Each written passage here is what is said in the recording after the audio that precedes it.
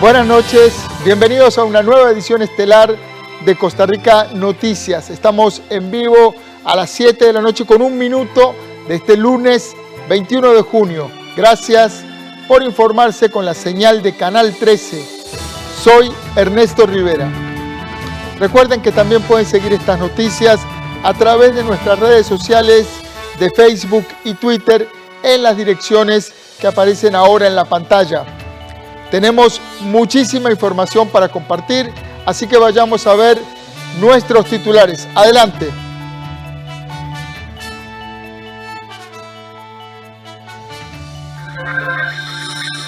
Los diputados de la Comisión de Asuntos Hacendarios le pidieron al MOP que explique para qué quieren los 47,000 millones de colones que solicitaron en el cuarto presupuesto extraordinario que está pendiente de aprobarse. El próximo lunes podría aprobarse el crédito por $1,788 millones con el Fondo Monetario Internacional. Así lo acordaron en reunión los jefes de fracción este jueves. La cárcel nueva con capacidad para 1.200 privados de libertad podría quedarse en desuso hasta el mes de octubre. Esto por falta de policías. Así lo dijo la ministra de Justicia a los diputados este jueves. En el campo internacional, los líderes de la Unión Europea se reunirán en Bruselas y se centrarán principalmente en el controversial proyecto húngaro que prohíbe hablar sobre homosexualidad en las escuelas.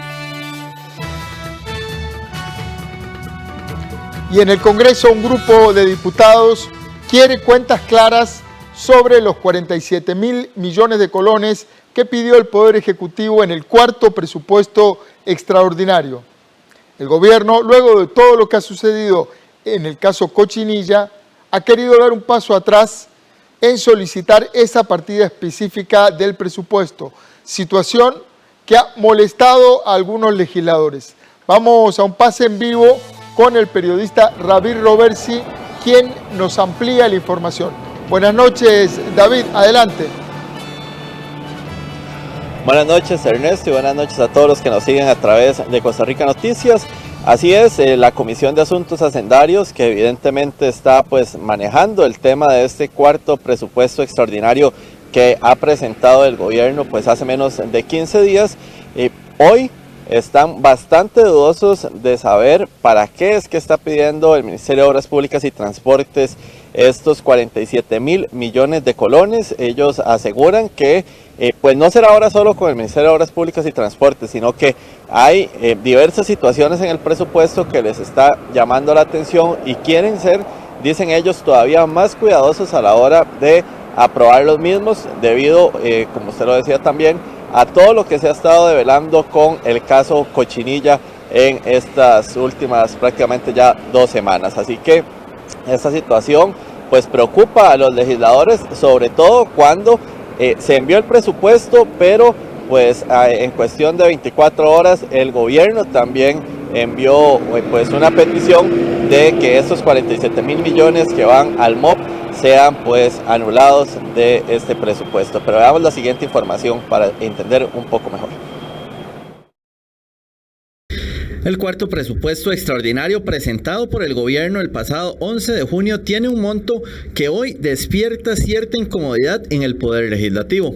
Se trata de 47,000 millones de colones que en un principio solicitó el Ejecutivo para la inversión en infraestructura a cargo del Ministerio de Obras Públicas y Transportes. Sin embargo, hoy los diputados quieren saber para qué serían utilizados realmente.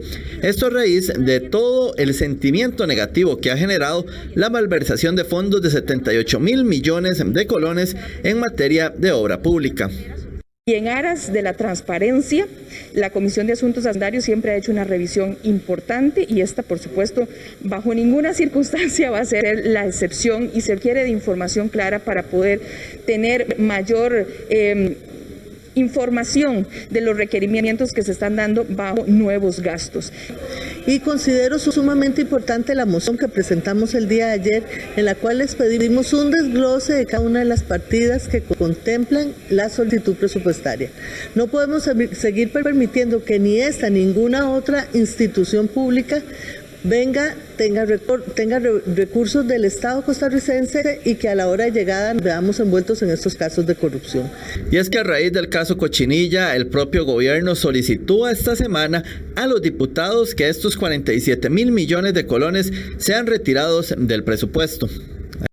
Hemos enviado específicamente a la Comisión de Asuntos Hacendarios una solicitud para que en el marco del conocimiento del presupuesto extraordinario que se encuentra en corriente legislativa se pueda dar una exclusión del componente relativo a la asignación de recursos para el Ministerio de Obras Públicas y Transportes.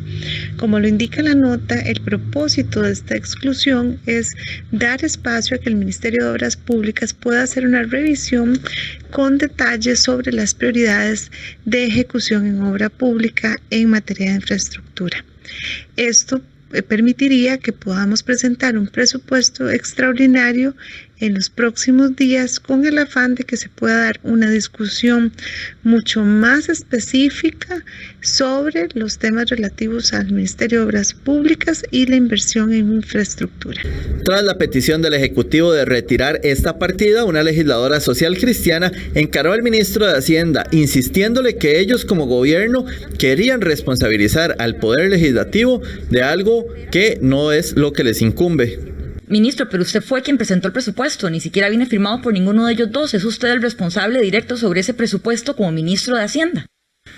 Sí, pero es que no se está retirando el presupuesto, lo que se está pidiendo es una acción política de eliminar unas partidas. El presupuesto no se puede retirar, podrían desconvocarlo, pero no puede ser retirado. El asunto aquí está en de quién es responsabilidad y por qué quieren pasar la responsabilidad de esta Asamblea Legislativa cuando el gobierno está haciendo una solicitud expresa mediante un presupuesto extraordinario y una cartera distinta viene a solicitar eliminar esas partidas. Bueno, me parece que la responsabilidad la están asumiendo directamente el señor ministro de Obras Públicas y la señora ministra de la Presidencia, puesto que lo están haciendo mediante una nota formal dirigida a esta Asamblea Legislativa y que es de conocimiento público.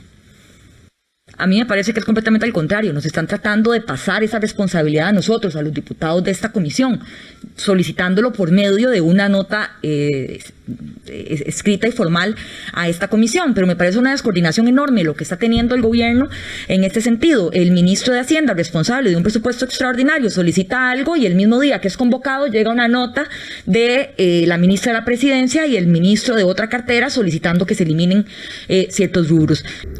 Este cuarto presupuesto extraordinario incluye otros 47.000 millones de colones para el pago de cuotas obrero-patronales a la Caja Costarricense del Seguro Social, 8.500 millones a esta misma institución para mitigar el efecto de la disminución de la base mínima contributiva, producto de la emergencia sanitaria. A ello se le suma la asignación de 1.776 millones para el Ministerio de Salud. Bueno, televidentes, Ernesto, esta situación pues evidentemente continuará la próxima semana porque el ministro de Hacienda fue convocado nuevamente a la Comisión de Hacendarios para que explique las diferentes situaciones con cada uno de los ministerios. Como ustedes lo ven, también al Ministerio de Obras Públicas se le está pues pidiendo los detalles de para qué estos 47.000 millones y a pesar de que el gobierno pues haya dicho que se retiren los mismos, pues aún se mantienen en el presupuesto y vamos a ver qué pasa con esta situación. En cuestión de minutos, Ernesto y televidentes, vamos a volver acá desde la Asamblea Legislativa para hablar sobre el Fondo Monetario Internacional y la votación en primer debate que podría darse el próximo lunes, pero esto estaremos hablando más adelante acá en Costa Rica Noticias.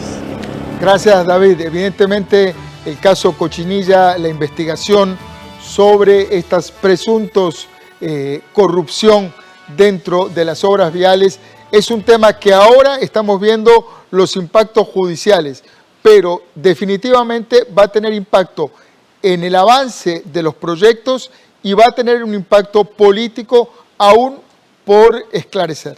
Muchas gracias, David Roversi, por este informe. Volvemos en unos minutos con usted al Congreso. Cambiamos de tema. Luego de 11 días que se conocieran los primeros detalles del escándalo de aparente corrupción en obras públicas, el Colegio de Ingenieros y Arquitectos informó hoy que iniciarán una investigación para determinar si se presentaron o no conductas contrarias al Código de Ética por parte de sus agremiados. La reacción del Colegio de Ingenieros se produjo luego de una consulta específica de este medio de Costa Rica Noticias y de reiterados intentos que hemos hecho por tratar de conversar, de entrevistar a representantes de ese colegio profesional. Queremos hablar sobre las medidas que tomarán contra los ingenieros involucrados en el caso Cochinilla. Veamos. El Colegio de Ingenieros y Arquitectos informó que iniciarán una investigación para determinar si se presentaron conductas contrarias al Código de Ética Profesional del CEFIA por parte de sus agremiados relacionados al caso Cochinilla. El pronunciamiento del CEFIA se da tras 11 días de que se conocieran los primeros detalles de la aparente corrupción en la adjudicación de obras viales en el país. En el caso están siendo investigados ingenieros como Edgar May Cantillano, ingeniero de proyectos del Consejo Nacional de Vialidad, y Abraham Sánchez Castro, que también figura como ingeniero del CONAVI. Ante esto, Costa Rica Noticias intentó conversar con representantes de la entidad este miércoles sobre las medidas a tomar contra los agremiados involucrados, dado el estricto Código de Ética Profesional con el que cuenta el colegio y que establece responsabilidades así como sanciones disciplinarias como inhabilitación hasta por 2 años. Sin embargo, este miércoles declinaron referirse al tema e indicaron que remitirían un pronunciamiento en un comunicado de prensa. El Colegio Federado de Ingenieros y Arquitectos quiere aclarar que le hemos dado un seguimiento detallado a dichas situaciones y eventualmente eso va a generar el abrir expedientes disciplinarios de investigación aquí a lo interno del colegio sobre todas las empresas y profesionales que lo han hecho en el ejercicio liberal de la profesión. Ante esto y la investigación en curso por parte de las autoridades judiciales, el CEFIA señaló que se encuentran impedidos legalmente para referirse sobre aspectos de fondo de dichos hechos, para garantizar la objetividad e imparcialidad en el ejercicio de sus competencias y evitar así cualquier reclamo por un eventual adelanto de criterio. Pero el colegio sí quiere manifestar de manera clara y determinante que estamos totalmente condenando cualquier acto de corrupción que se dé en el ejercicio de las ingenierías y de la arquitectura y hacemos un llamado a nuestros profesionales miembros y a las empresas miembros del Colegio Federado de que mantengan siempre un apego a todo lo que es la normativa legal, la normativa técnica y sobre todo la normativa ética. Finalmente dijeron que el colegio estará atento y analizará los hechos que acontezcan en las instancias judiciales, manteniendo la disponibilidad y el compromiso de cooperar con estas en todo lo que se requiera, en atención a los intereses públicos que se deben tutelar. Siempre dentro del mismo tema, esta tarde la Contraloría General de la República informó que Alan Ugalde Rojas, quien es gerente de la División de Contratación Administrativa de la Contraloría, se encuentra separado de sus funciones a partir de hoy. Ugalde es uno de los funcionarios públicos investigados dentro del conocido caso como Cochinilla.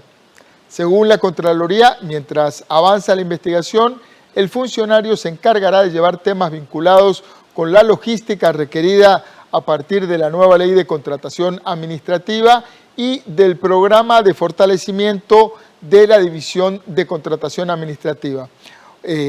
A cargo de esta división estará un gerente asociado mientras se nombra un gerente interino.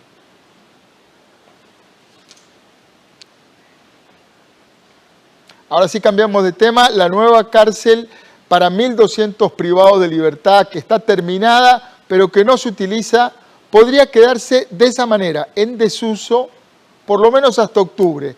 Eso lo confirmó la ministra de Justicia, Fiorella Salazar, a los diputados de la Comisión de Seguridad y Narcotráfico.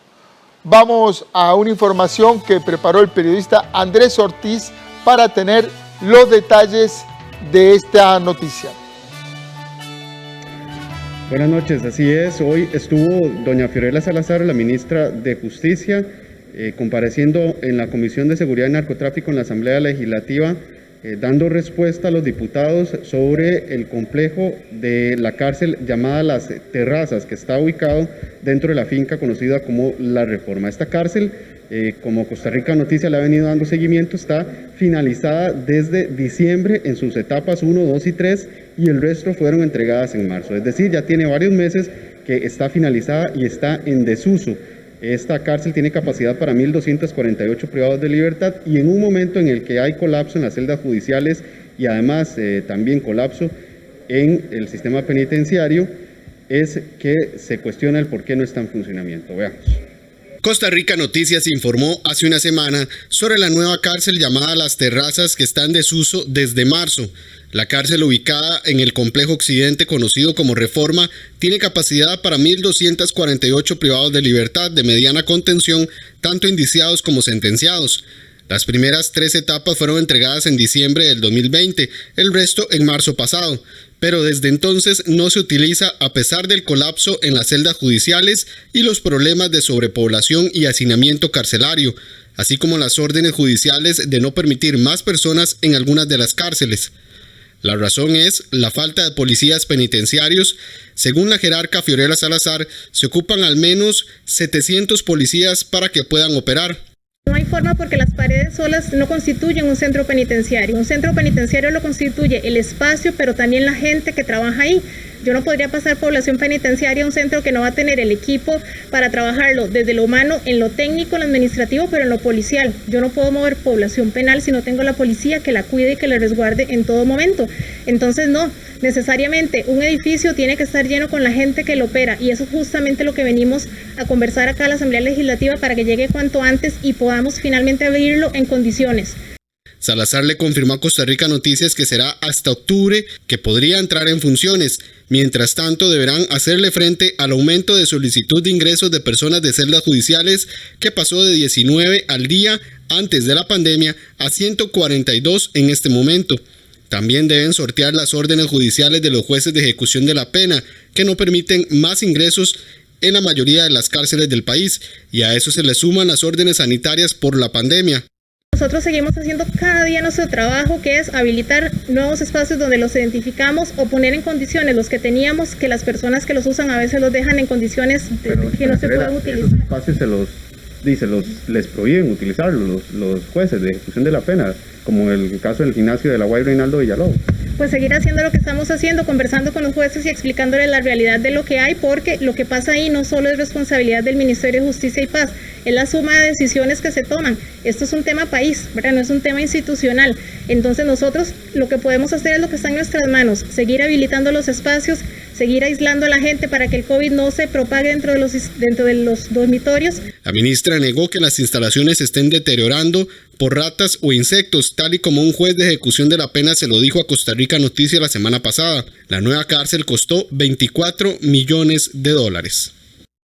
Tal y como lo vimos en la información, la ministra señala que es un tema de plazas, un tema de policías penitenciarios que requieren para poder operar esta cárcel y señala que sería para el mes de octubre cuando estiman que podría entrar en funcionamiento. Es decir, estaremos hablando casi de 10 meses de desuso de esta cárcel por un asunto de falta de recursos personal. Esta es la información que tenemos desde la Asamblea. Regreso con ustedes al estudio. Buenas noches. Muchas gracias, Andrés Rodríguez. Nos vamos a hacer nuestra primera pausa. El próximo lunes en el Congreso podría aprobarse el crédito por $1.750 millones con el Fondo Monetario Internacional. Así lo acordaron en reunión los jefes de las distintas fracciones parlamentarias. Hoy nos vamos a una pausa y al regreso le traemos toda la información de este tema.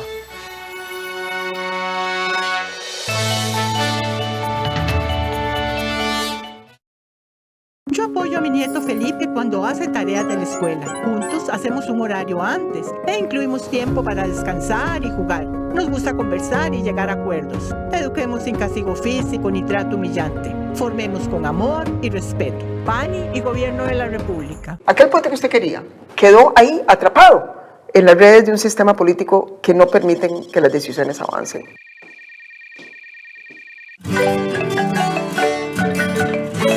No tengo dinero ni nada que dar. Venga, cálleme usted. Venga, cálleme usted. A la primera institución que recurren es a la municipalidad, aunque el problema no sea de la municipalidad.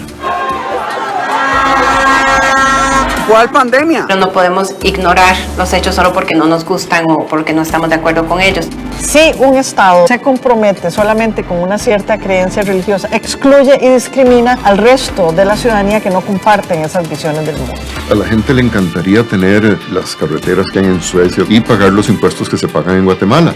Estamos viviendo la inercia, no estamos tomando las decisiones para dar otros 50 años de bienestar. Animales políticos. Estreno el 27 de junio, los domingos a las 7 de la noche, con repetición los martes a las 8:30 de la noche. En 13, Costa Rica Televisión. La Copa América lo confirmó. Las mejores jugadas, los grandes goles, las estadísticas día a día.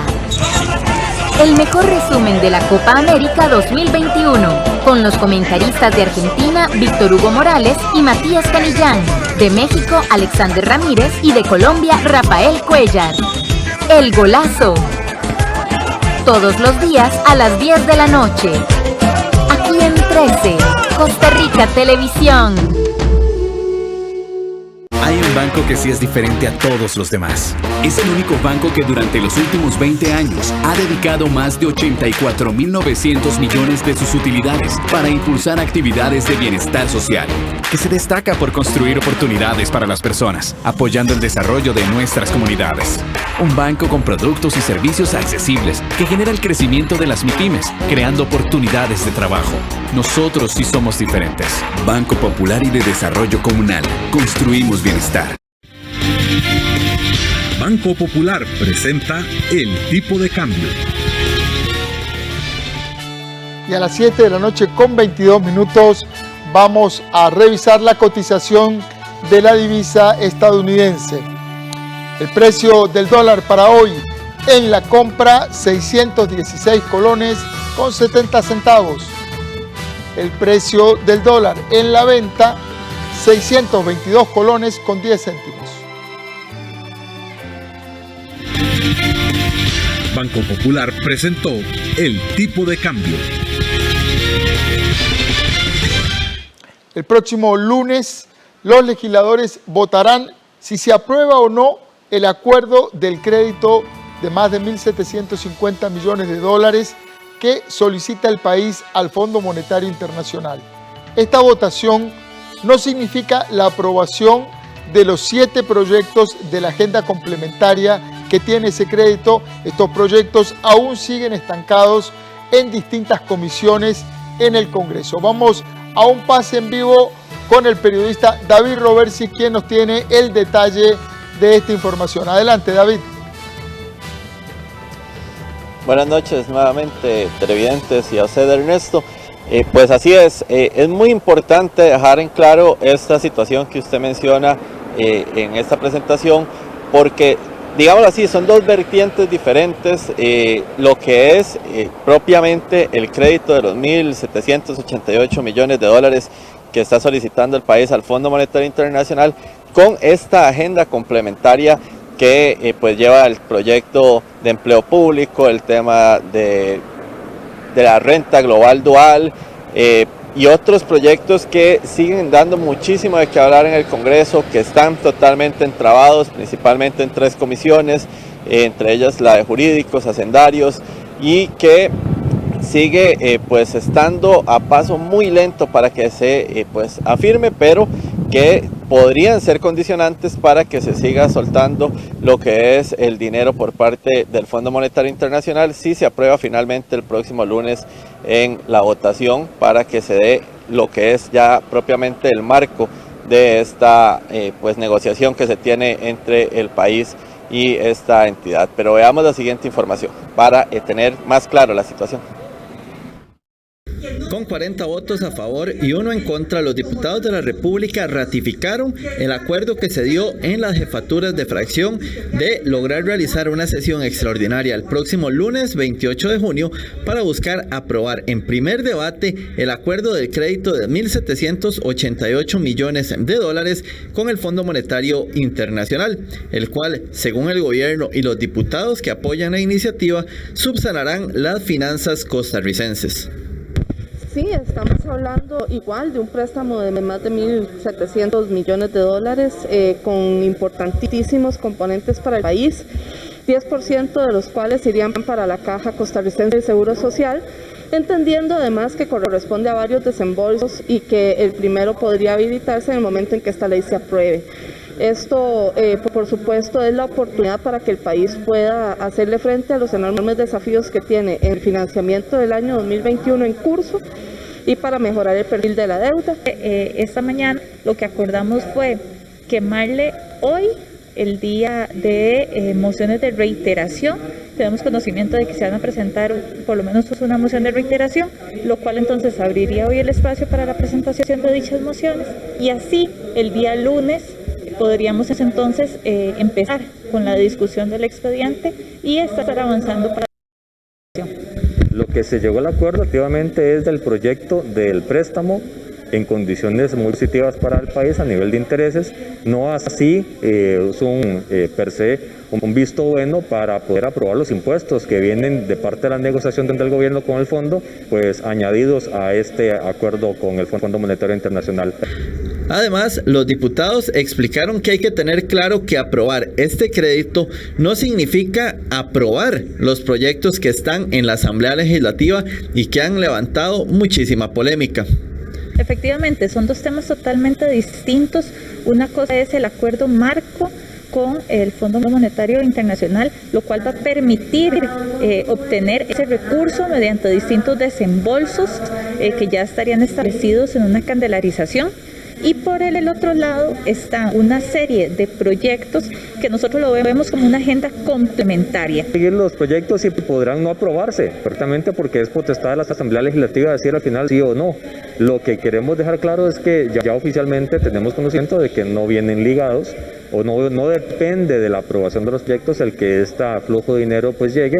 Obviamente hay un comportamiento por parte del Ejecutivo que el fondo necesita ver para poder ver que se esté haciendo pues el manejo de las finanzas públicas, el manejo fiscal y un comportamiento serio de parte del Ejecutivo que dé confianza al Fondo Monetario, al Banco Mundial, al BID y a los demás, que son los que nos están tirando la plaza de salvación, porque el pésimo manejo de las finanzas públicas en estos años ha sido tanto. Hay una serie de proyectos que sabemos que lo que generan son las condiciones para que los siguientes desembolsos se puedan habilitar. Ha habido absoluta claridad de parte del gobierno y de las autoridades también del Fondo Monetario de que esto es así.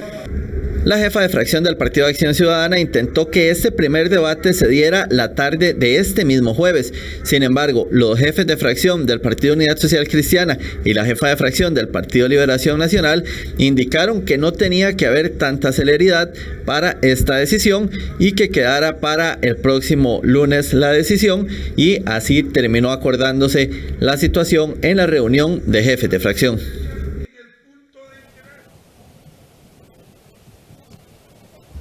Bueno, televidentes, Ernesto, nada más para pues ratificar esto. Realmente es importante tenerlo claro. Los proyectos que se ven acá en la Asamblea Legislativa, esta agenda con el Fondo Monetario Internacional, es pues totalmente diferente a lo que ya se va a votar propiamente el lunes, que podría quedar en primer debate. Todo indica que así será. Hoy pues se tuvo que superar una prueba de 38 votos para que se pudiera ratificar esta votación del lunes, y parece que pues todo correrá con normalidad el próximo lunes. Decirles nada más también que es importante recordar que los tractos van a ser pues prácticamente de 290 a 300 millones que se vayan desembolsando semestralmente. Esto y sí podría ser donde empiece pues a haber ya un movimiento diferente según cómo se vaya moviendo la agenda que se encuentra acá en el Congreso. Ernesto, con esto regresamos con usted, que tiene más información en el set principal. Muchas gracias, David Robertsi. La Comisión de Asuntos Internacionales de la Asamblea Legislativa acordó convocar al canciller de la República, Rodolfo Solano, para que aclare cuál es su posición y las acciones internacionales de Costa Rica con respecto a la crisis política por la que atraviesa Nicaragua.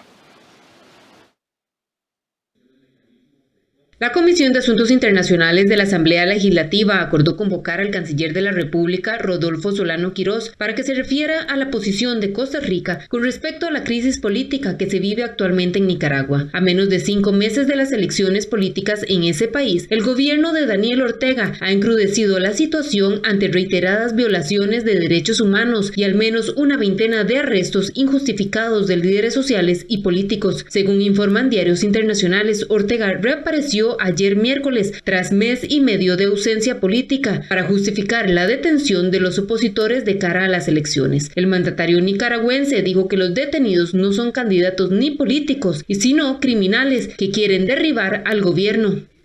Entonces aquí no estamos juzgando a políticos, no estamos juzgando candidatos, aquí se está juzgando a criminales que han atentado contra el país, contra la seguridad del país, contra la vida de los ciudadanos, al intentar nuevamente organizar otro 18 de abril, otro golpe de Estado.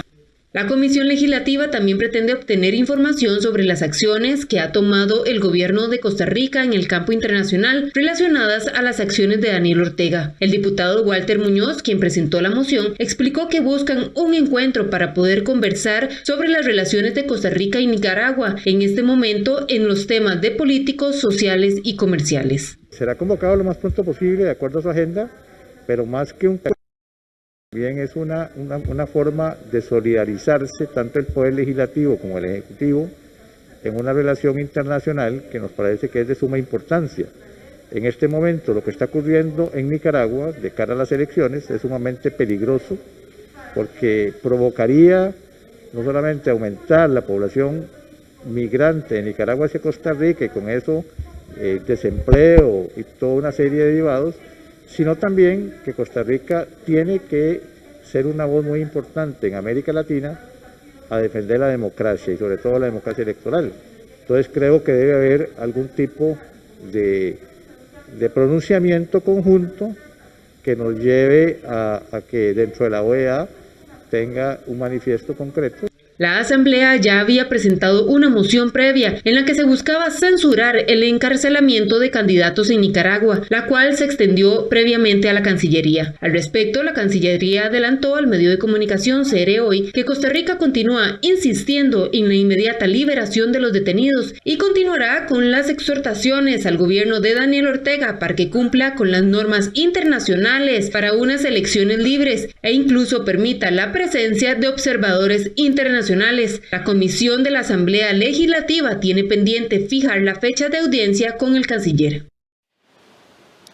Y el gerente general y el presidente ejecutivo de la Caja Costarricense del Seguro Social deberán explicar a los diputados de la Comisión de Ingreso y Gasto Público los detalles de una millonaria compra de guantes. Veamos la información.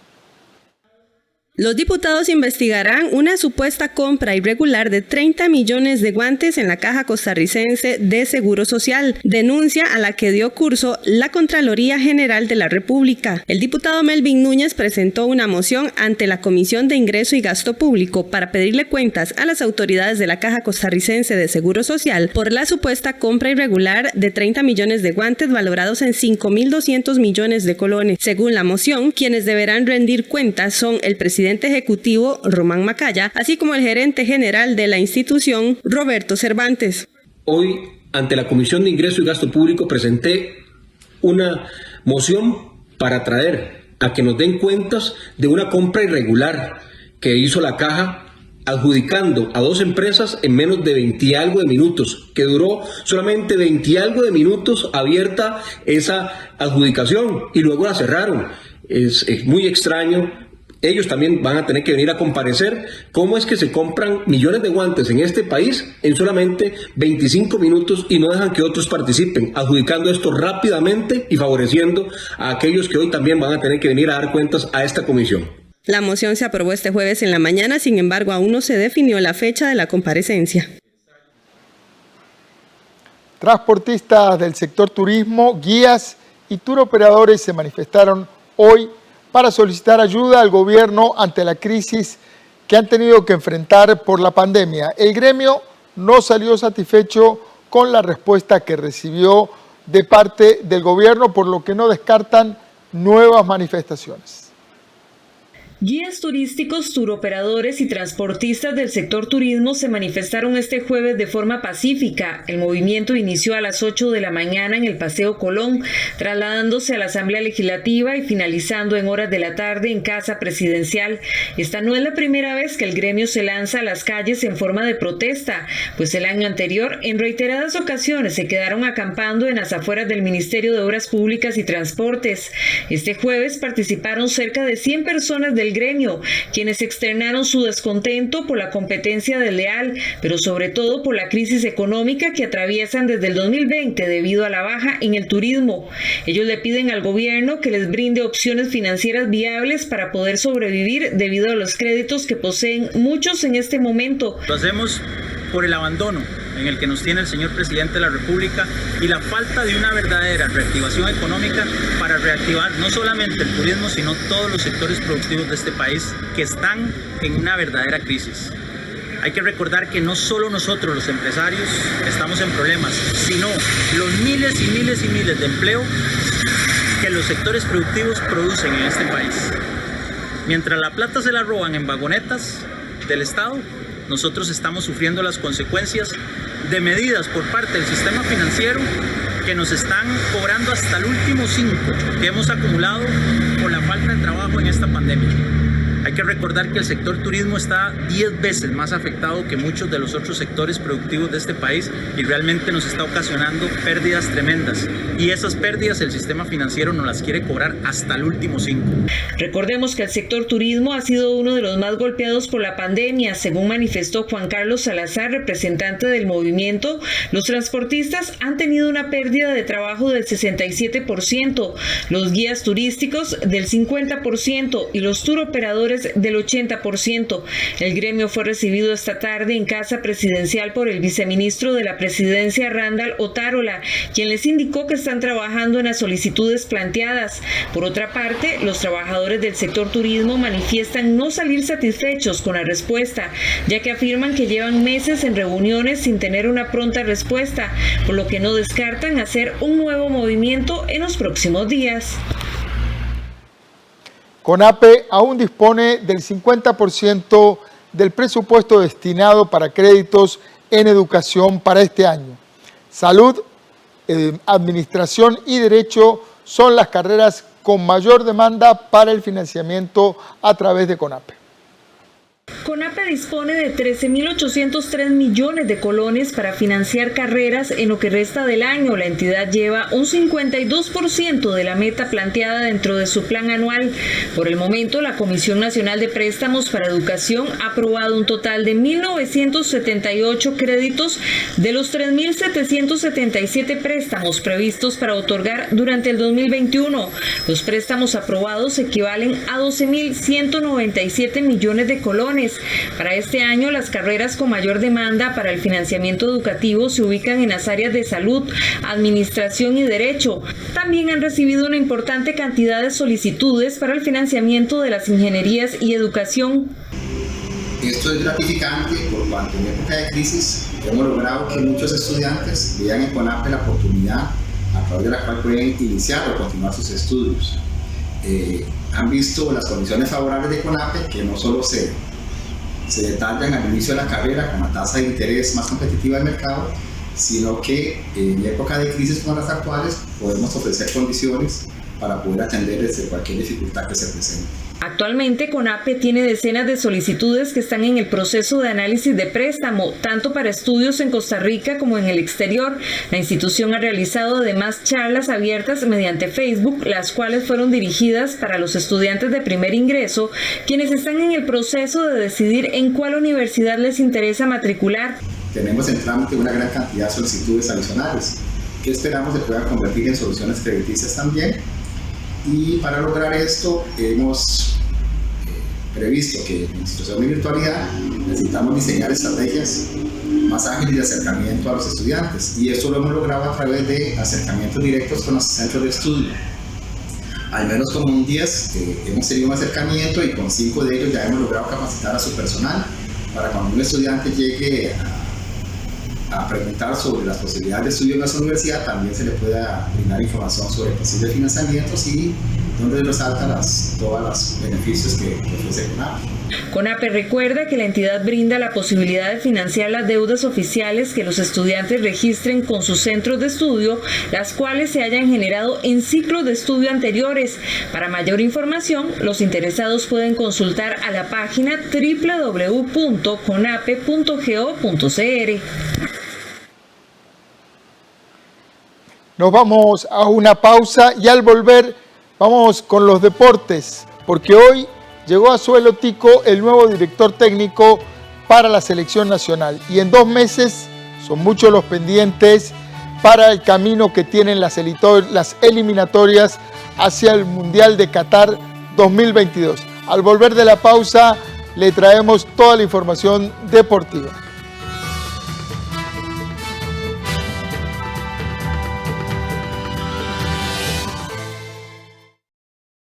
La Junta de Protección Social lucha por innovar la atención médica del país. A través de la Junta hemos podido darle tecnología de punta a los diagnósticos de salud pública. Este año se aprobó la suma de 433.327.000 colones para 3 proyectos solicitados por Inciensa para la compra de equipo médico. Hago una invitación general a la población para que compre los productos de la Junta en beneficio de la salud pública. Junta de Protección Social, para hacer el bien. En nuestro espacio Arte 13 presentamos el segundo concierto de la temporada oficial de la Orquesta Sinfónica Nacional 2021.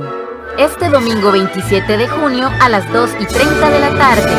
En 13, Costa Rica Televisión. Todos los martes a partir de la 1 de la tarde desde Casa Presidencial, la conferencia de prensa sobre el coronavirus. Manténgase informado e informada con los datos oficiales. En 13, Costa Rica Televisión. El origen de lo que hoy conocemos como dulces tuvo sus inicios en la época de los romanos. Para conservar la fruta, ellos le añadían su peso en miel y la hervían hasta que tuviera la consistencia deseada. Todas las mujeres de estas zonas aprendemos al proceso del chiverre, entonces uno desde chiquitito ve a las mamás preparando los chiverres, cómo se hace. A todos nos hacía falta la comida y entonces de ahí donde vino que aprendimos muchas cosas. Sí. Forjadores, a las 4 de la tarde, por 13, Costa Rica Televisión.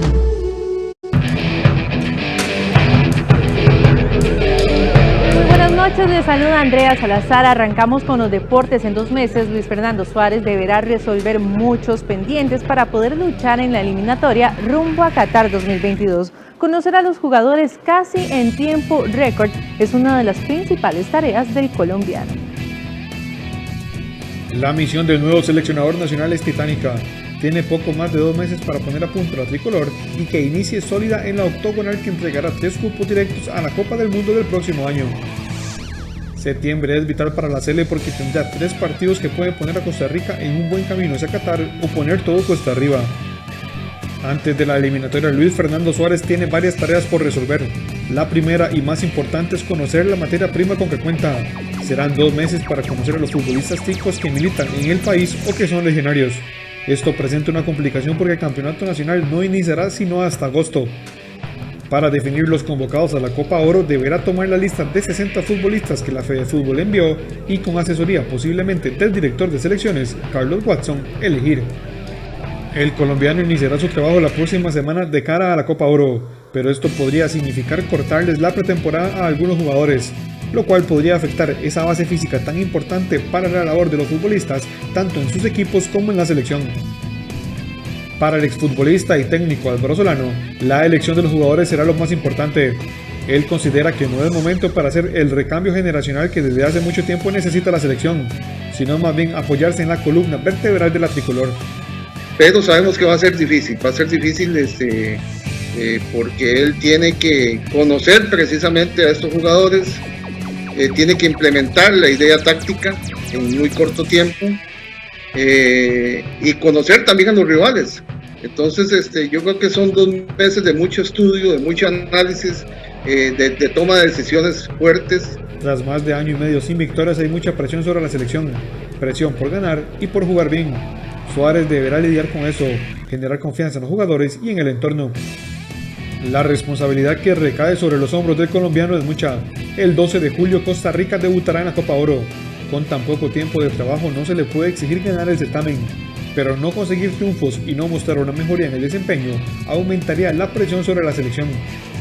Luego de la Copa Oro, en septiembre serán los 3 primeros partidos de la eliminatoria y en octubre habrá otros 3, por lo que Suárez está en una carrera contra el tiempo. Kevin Chamorro se convirtió este jueves en el segundo refuerzo de Saprissa para el próximo torneo. El arquero llega por un periodo de 2 temporadas. El portero Kevin Chamorro fue incorporado oficialmente al Deportivo Saprissa este jueves. El ex arquero de Carmelita y San Carlos se convirtió de esta manera en el segundo jugador que llega como refuerzo a las filas del campeón nacional. Es la competencia que tengo, son grandes porteros, no solo Aarón Cruz, también está Dylan Carvajal, que sabemos lo que Aarón Cruz, cómo cerró el campeonato, pero también está Dylan Carvajal que viene empujando desde abajo. Y no, yo vengo a la institución a aportar mi grano de arena, vengo con actitud, con compromiso de sudar la camisa y aportar lo que me corresponde. Ángel Catalina, gerente deportivo del Saprissa, nos cierra las puertas a más contrataciones. Chamorro se une al defensor Kevin Espinosa, presentado semanas atrás. Evidentemente habrá más contrataciones, no te puedo decir exactamente el número, pero sí que estamos ahora mismo en el momento álgido de mercado en el que estamos trabajando al máximo para reforzar la plantilla, reforzar la planilla y que quede la plantilla lo más competitiva posible. Entonces sí que te puedo decir que seguramente vamos a hacer más incorporaciones. La vacante de extranjeros será llenada en las próximas semanas, según argumentó el Ibérico. En el caso de Chamorro, acumula 60 juegos en el torneo nacional. Bueno, y la UEFA suprimirá para la próxima temporada en todas sus competencias de clubes la norma de valor doble de goles fuera de casa, así lo anunciaron este jueves. Cambio en las reglas de juego. La UEFA anunció el jueves que suprimirá para la próxima temporada en todas sus competiciones de clubes la norma del valor doble de los goles fuera de casa. La regla, introducida en 1965, servía para dirimir la clasificación entre 2 equipos empatados al final de una eliminatoria a ida y vuelta. La institución indicó que la regla será reemplazada por 2 prórrogas de 15 minutos y después por eventuales lanzamientos de penales. Según el comunicado del Comité Ejecutivo de la institución, la ventaja otorgada al gol de visitante ya no está justificada. Esto se debe a la mejor calidad y el tamaño unificado de los terrenos de juego, las condiciones de seguridad incrementadas o la mejora del arbitraje, junto a condiciones de viaje más confortables. Y estimó que la ventaja terminó yendo en contra de su objetivo inicial. Este fin de semana, el Estadio Nacional de La Sabana será el escenario del Centroamericano 2021, una de las últimas oportunidades en el área para que logren el boleto a Tokio 2020. El evento contará con la participación de deportistas representantes de los 7 países pertenecientes a CADICA, quienes llegan cargados de sueños e ilusiones por Tokio. En lo que respecta a nuestro país, atletas como Gerald Drummond, también Emanuel Niño, Daniela Rojas en la prueba de los 400 metros con vallas, Roberto Sawyers en lanzamiento de martillo y Neri Brenes en los 400 metros planos tendrán su última oportunidad de buscar esa clasificación. Ecuador, Puerto Rico, Surinam estarán presentes, ya que también buscan los puntos necesarios o esa marca que los clasifique a los Juegos Olímpicos. Dicho evento es uno de los últimos en el calendario de World Athletics para lograr el objetivo, y esto se cerrará el próximo 30 de junio. Bueno, con esto llegamos al final de los deportes. Don Ernesto, vuelvo con usted y ya estamos muy cerca de los Juegos Olímpicos. Cerquísima, los tenemos encima. ¿Cómo siente, Andrea, usted, la delegación TICA, quienes tienen un poquito más de posibilidades de hacer un buen papel en Tokio? Bueno, yo creo que las hermanas Vargas sin duda son de las más fuertes ahora para Tokio. Todavía también tenemos posibilidades, bueno, como decíamos ahorita en el atletismo, de clasificar más este fin de semana. También las chicas de voleibol playa, la selección femenina de voleibol playa va a estar disputándose ese boleto a Tokio, así que todavía hay esperanzas de que la delegación crezca. Hay algo muy positivo este año. En otras ocasiones la cantidad de atletas que lograban la marca o estar en el ranking fueron 6 atletas nada más. Para este año ya llevamos 9 y esos son números definitivamente muy buenos. Muy alentadores. Así es. Muchísimas gracias, Andrea Salazar, con los deportes. Buenas noches, don Ernesto. Buenas noches. Nos vamos ahora a repasar la información sobre la pandemia y los datos del COVID. En total, en las últimas 24 horas se reportan 1.743 nuevos casos confirmados para llegar a un total de 359.266 contagiados desde que se inició la pandemia. A la hora de los fallecidos, en las últimas 24 horas, 20 personas han fallecido lamentablemente por causas asociadas al COVID y en total llevamos un saldo luctuoso de 4.581 personas desde el comienzo de la pandemia. En los hospitales la situación mejora un poco, pero aún se mantiene alta la cantidad de personas internadas, 1.085 personas internadas, de las cuales 441 requieren de cuidados intensivos.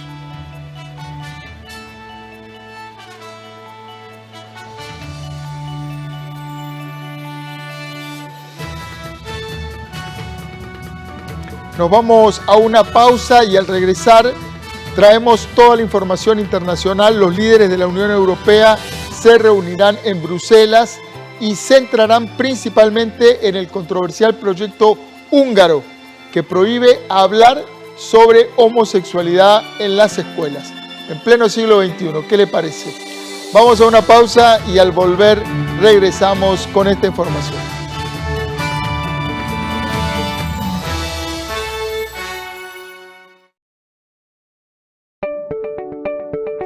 Vamos, le invito a disfrutar de Buena Vida, el programa para la persona adulta mayor que mejorará su calidad de vida por medio del entretenimiento y la recreación. Buena Vida. De lunes a viernes a las 2:30 de la tarde. En el siglo XIX surgió un movimiento llamado jazz, una mezcla de muchos géneros musicales influenciados por sonidos afrodescendientes en Norteamérica y por supuesto el sonido de las grandes orquestas europeas. Un especial musical dedicado a un género muy querido, Jazz Entre Nos. El viernes 25 de junio a las 9 de la noche, aquí en 13, Costa Rica Televisión. Mi hijo Sebastián pasa mucho tiempo con su celular y su computadora. Por eso analizamos los beneficios y riesgos del Internet, sus gustos propios y cómo distribuir bien el tiempo. Eduquemos sin castigo físico ni trato humillante. Formemos con amor y respeto. PANI y Gobierno de la República. Vamos con la información internacional. Los líderes de la Unión Europea se reúnen en Bruselas para la última cumbre antes de las vacaciones de verano. En el debate entró un tema que no estaba oficialmente en la agenda, pero que está concentrando la atención. Se trata del controvertido proyecto de ley LGTBIQ húngaro, que se discutirá durante la cena. Los líderes de la Unión Europea se reúnen en Bruselas para la última cumbre antes de las vacaciones de verano. En el debate ha entrado un tema que no estaba oficialmente en la agenda, pero que está centrando toda la atención. Se trata del controvertido proyecto de ley LGTBIQ húngaro, que se discutirá durante la cena. El primer ministro húngaro, Viktor Orbán, no está contento con las críticas. No va de homosexuales. La ley va de decidir de qué manera los padres quieren educar sexualmente a sus hijos. Esto pertenece exclusivamente a los padres. Esa es la ley. Justo antes del encuentro, 17 Estados miembros han firmado una carta defendiendo que la Unión Europea debe seguir luchando luchando contra la discriminación hacia el colectivo LGTBIQ. Aunque la verdadera agenda de la cumbre se centra en las relaciones exteriores, incluidas Turquía y Rusia. Y no todo el mundo está contento con la idea franco-alemana de iniciar conversaciones de alto nivel con el presidente Putin. La preocupación que tengo como primer ministro de Letonia es que si queremos abrir un diálogo como líderes europeos con Rusia, necesitaremos ciertas acciones que vengan desde Rusia. La recuperación de la pandemia también estará sobre la mesa.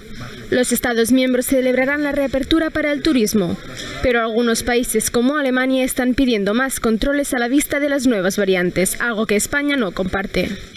Por supuesto, estamos preocupados por la variante Delta y propondré que procedamos de una manera aún más coordinada, especialmente cuando se trate de personas que lleguen de regiones con variantes del virus. También se discutirá la migración, aunque no se espera ninguna decisión. Tan solo la aprobación de un nuevo plan de apoyo económico para Turquía, a cambio de retener a los refugiados y acoger a los migrantes expulsados de Grecia.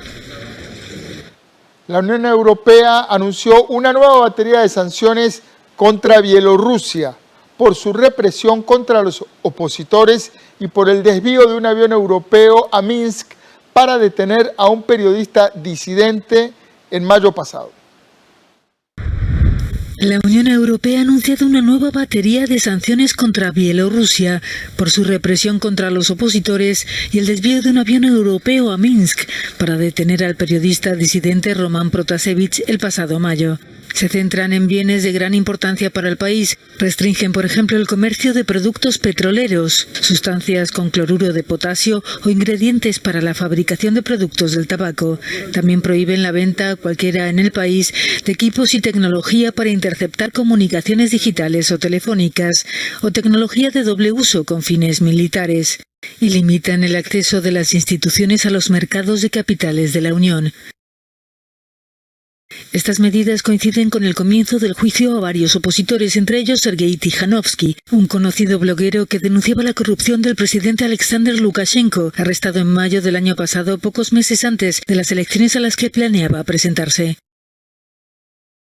Después de todo, todos entienden que este no es un juicio, sino una venganza personal y una represalia de quien se hizo y retuvo el poder por medio de la violencia, ha declarado su esposa Svetlana. Svetlana consiguió movilizar a decenas de miles de personas contra la reelección de Lukashenko, pero tuvo que exiliarse. Las protestas masivas, duramente reprimidas, han continuado desde entonces. El gobierno bielorruso ha calificado las sanciones de destructivas y contraproducentes, acusando a Alemania de volver a su pasado nazi. A las 7 de la noche con 58 minutos, llegamos al final de esta edición estelar de Costa Rica Noticias. Gracias por informarse con Canal 13. Apostamos por ofrecerle actualidad y también contexto. En unos minutos voy a conversar con Roberto Jaén, el realizador de Animales Políticos. Este es el nuevo programa de Canal 13 que se estrena el próximo domingo 27 a las 7 de la noche. Quédese en la señal de Canal 13 que ya volvemos con esta entrevista de fondo.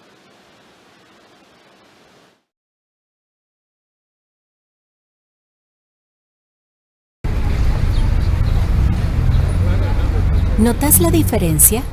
No es ningún sueño.